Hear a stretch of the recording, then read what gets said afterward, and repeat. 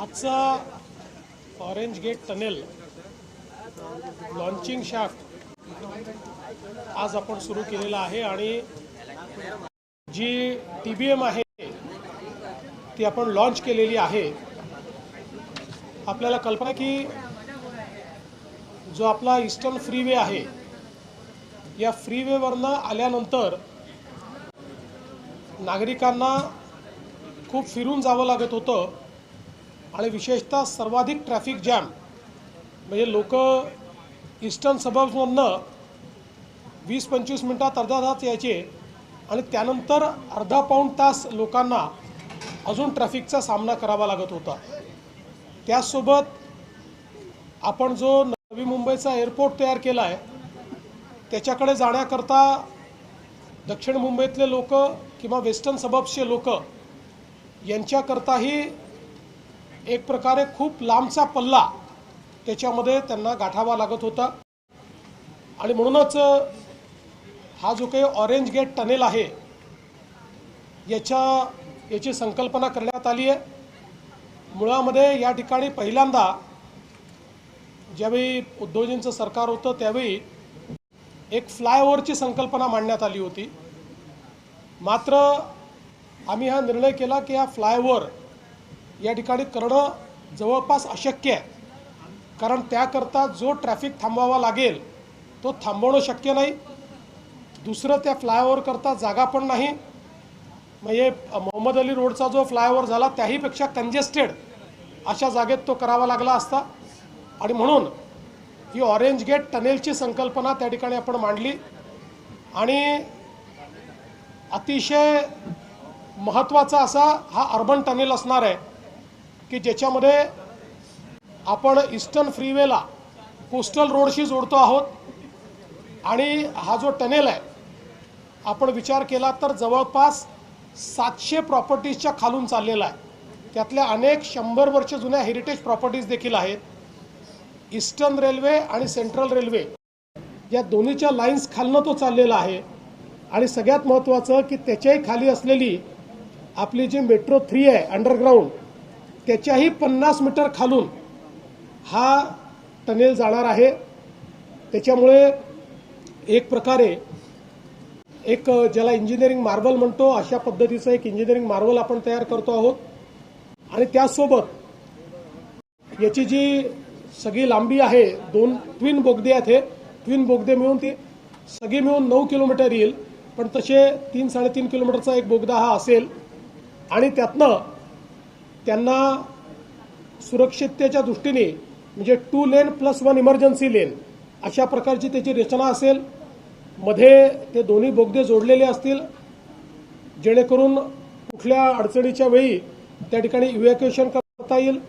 अतिशय चांगली त्या ठिकाणी सगळी जी काही सिस्टीम्स आहेत त्या सगळ्या सिस्टीम्स म्हणजे जी काही हवा वगैरे आली पाहिजे किंवा तिथलं वातावरण उत्तम राहिलं पाहिजे याकरताच्या आधुनिक सिस्टीम्स त्याच्यामध्ये असतील आणि अत्याधुनिक IT AI एनेबल्ड अशा प्रकारची ट्रॅफिक मॅनेजमेंट सिस्टीम देखील याच्यामध्ये असेल।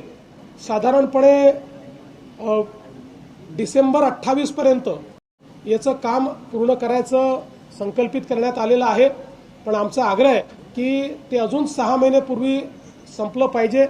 L&Tला हे काम मिळालेलं आहे, त्यांची पहिली टनेल बोरिंग मशीन ही आज आपण या ठिकाणी लॉन्च केली आहे। ती यापूर्वी देखील आपल्या ज्या कोस्टल रोड करता मशीन वापरण्यात आलेली आहे त्याच्यामुळे त्याचा अनुभव आहे आणि मला असं वाटतं की अत्यंत वेगानं हे काम ते पूर्ण करतील। दुसरी जी मशीन आहे ती लवकरच येईल, दुसरे टनेलचं त्या ठिकाणी बोरिंग सुरू होईल, त्यामुळे वेळेत हे काम पूर्ण करणं अशा प्रकारचा आपला प्रयत्न आहे। खरं म्हणजे मुंबईच्या ट्रॅफिक करता हा एक अत्यंत महत्त्वाचा एक टप्पा असणार आहे, कारण अगदी जे काही आपले वेस्टर्न सबर्ब्स आहेत तिथल्याही लोकांना न्यू मुंबई एअरपोर्टला जायला आता 2 मार्ग झालेले आहेत। एक ते लोक आपल्या वरळी टू शिवडी जो आपण एक ब्रिज करतोय ओव्हरब्रिज ज्याचं काम पुढच्या वर्षी पूर्ण होईल त्याचाही उपयोग करतील आणि पुढच्या काळामध्ये कोस्टल रोडने येऊन या ऑरेंज गेट टनेलचाही ते उपयोग करू शकतील, जेणेकरून लवकरात लवकर अगदी कमीत कमी वेळात ते एअरपोर्टपर्यंत पोहोचू शकतील आणि म्हणून मला असं वाटतं एक महत्त्वाचा टप्पा आज मुंबईच्या ट्रॅफिकच्या दृष्टीने आपण पूर्ण केलेला आहे. हजारो लोकांचे हजारो तास हे या ठिकाणी आपण वाचवणार आहोत आणि MMRDAने याच्यामध्ये जो पुढाकार घेतला त्याबद्दल मी MMRDAचं देखील मनापासून अभिनंदन करतो. आज हम लोगों ने ऑरेंज गेट टनल इसका जो टनल बोरिंग मशीन है उसका लॉन्च किया हुआ है. हम सभी लोग जानते हैं कि मुंबई में ईस्टर्न फ्रीवे से जब व्यक्ति आता है तो आने के बाद उसको CSTM से छत्रपति शिवाजी महाराज टर्मिनस से लेकर पूरा घूमकर जाना पड़ता है. बहुत ज़्यादा ट्रैफिक जाम होता है.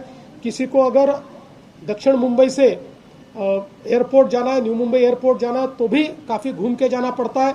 किसी को वेस्टर्न सबब से जाना है तब भी कई अड़चने हैं. इसके मद्देनज़र ये तय किया गया कि जो हमारा ईस्टर्न फ्रीवे है उसको कोस्टल रोड से जोड़ने के लिए एक टनल तैयार किया जाए. ये जो टनल है एक इंजीनियरिंग मार्वल है. करीब 2 टनल मिलाकर ये 9 किलोमीटर का होगा, लेकिन सिंगल स्पैन 3 किलोमीटर का होगा. और इस टनल में ये करीब करीब 700 प्रॉपर्टीज़ के नीचे से जा रहा है. कई प्रॉपर्टीज़ इसमें की हेरिटेज प्रॉपर्टीज़ है. इसके साथ साथ दोनों जो सेंट्रल लाइन और वेस्टर्न लाइन है ये दोनों लाइन्स के नीचे से जा रहा है. और उससे भी नीचे से जो मेट्रो की लाइन 3 जाती है उसके भी 50 मीटर नीचे से ये जाएगा. तो एक प्रकार से अर्बन टनल्स का ये एक इंजीनियरिंग मार्वल हम लोग तैयार कर रहे हैं. ये दिसंबर 2028 तक पूरा होगा, लेकिन हमारा प्रयास है कि 6 महीने पहले इसको किस प्रकार से समाप्त किया जाए. L&T ने ये काम लिया हुआ है. इससे पहले L&T ने इसी प्रकार से जो हमारा कोस्टल रोड है उसका भी टनल तैयार किया हुआ है और सेम टाटा है तो उनको एक बड़ा अनुभव भी है. अभी दूसरी भी मशीन जल्दी ही लॉन्च होगी और मैं ऐसा मानता हूं कि इसके कारण वेस्टर्न सबब्स के लोगों को भी अगर न्यू मुंबई एयरपोर्ट जाना है तो वर्ली चिवड़ी एक हम लोगों ने एलिवेटेड रोड दिया हुआ है और दूसरा ये जो कोस्टल रोड से लेकर ईस्टर्न फ्रीवे तक का रोड है, ये दोनों के कारण उनको फायदा होगा. और मुझे ऐसा लगता है कि मुंबई के ट्रैफिक को ईज करने के लिए इसका एक बहुत महत्वपूर्ण इस प्रकार से हम लोगों को फायदा होगा. तो मैं मुंबईकरों को इसके लिए बधाई देता हूं. MMRDA ने एक बहुत इसमें पहल की, इसलिए MMRDA को भी मैं बहुत बहुत शुभकामनाएं देता हूं. सर, नाशिकच्या तपोवनमधली जी काही झाडं तोडणार त्यासाठी अजितदादांनी देखील प्रयोग केलेला त्याच्या पद्धतीचं ट्विट देखील केलं. असं आहे की कुंभमेळा हा आपल्या सगळ्यांकरता महत्त्वाचा आहे. त्याचवेळी पर्यावरणही महत्त्वाचं आहे, झाडंही महत्त्वाची आहेत. आणि मी असेन, शिंदेसाहेब असतील किंवा अजितदादा असतील, कोणाचंच हे मत नाही की अशा प्रकारची झाडं तोडली पाहिजेत. मात्र याच्यामध्ये एक गोष्ट आपल्याला लक्षात घ्यावी लागेल. प्रयागराजचा कुंभमेळा ज्या ठिकाणी होतो तिथे 15,000 हेक्टर जागा आहे आणि आपला कुंभमेळा ज्या साधुग्रामला शतक होतोय तिथे फक्त 300-350 एकर जागा आहे. 15,000 हेक्टर आणि 350 एकर. आणि ही जी काही झाडं आहेत, आपण जर 2015-2016चा गुगल मॅप बघितला त्यातलं कुठलंच झाड आपल्याला दिसत नाही. ज्यावेळेस महाराष्ट्र सरकारने 50 कोटी वृक्ष लागवडीचा कार्यक्रम घेतला त्या काळात नाशिक महानगरपालिकेने विचार करून ही झाडं लावली. कारण ती रिकामी जागा होती. 12 वर्षात आपण एकदाच ती वापरतो. आता ज्यावेळी तिथे साधुग्रामचा विचार झाला त्यावेळी साधुग्राम तिथे तयार करता येत नाही, कारण डेन्स अशा प्रकारची झाडं झालेली आहेत. आणि म्हणून आता हा प्रश्न निर्माण झालेला आहे. आता त्या संदर्भात मार्ग काढून कमीत कमी त्यातली झाडं कशी आपल्याला कापता येतील किंवा कापूच नाहीत, जी काही थोडी बहुत रिप्लांट करता येतील ती रिप्लांट करावी, जास्तीत जास्त झाडं वाचवावी, अजून काय अल्टरनेटिव्ज आहेत, अशा सगळ्या गोष्टीचा विचार आता त्या ठिकाणी चाललेला आहे. मला एवढंच वाटतं की विनाकारण या संदर्भात ॲक्टिव्हिजम करणं काही लोकांनी सुरू केलं आहे. काही लोक पर्यावरणवादी बनलेले आहेत. म्हणजे पर्यावरणवादी जे असतील त्यांच्याबद्दल मला फार त्यांच्याबद्दल आदर आहे, पण काही लोक राजकीय कारणाने देखील पर्यावरणवादी बनलेले आहेत. त्यांना माझं एवढंच म्हणणं आहे की कुंभमेळा हा निसर्गाशी साधर्म्य साधणाराच आपल्या संस्कृतीचं एक प्रतीक आहे. त्यामुळे यातनं आम्ही अशा प्रकारचा मार्ग काढू की ज्यातनं निश्चितपणे पर्यावरणाचाही ऱ्हास होणार नाही. पण काही लोकांना असं वाटतंय की कुंभमेळ्यात अडथळेच यावे अशा लोकांना मात्र मी सांगतो की अडथळे आम्ही येऊ देणार नाही. केंद्रीय कृषी मंत्र्यांनी स्पष्ट केलं आहे की आतापर्यंत पावसामुळे झालेल्या नुकसानाचा अहवाल अद्याप केंद्राला दिला नाहीये. केंद्राकडे मदत मागितली नाही महाराष्ट्र सरकारने. पुन्हा एकदा आपल्याला सांगतो की जी प्रश्न उत्तरं येतात ही 35 दिवस आधी सबमिट केलेली प्रश्न उत्तरं असतात. केंद्र सरकारने आपला त्या ठिकाणी जो काही अहवाल आहे तो केंद्राला गेलेला आहे. केंद्र सरकारने टीम देखील पाठवली.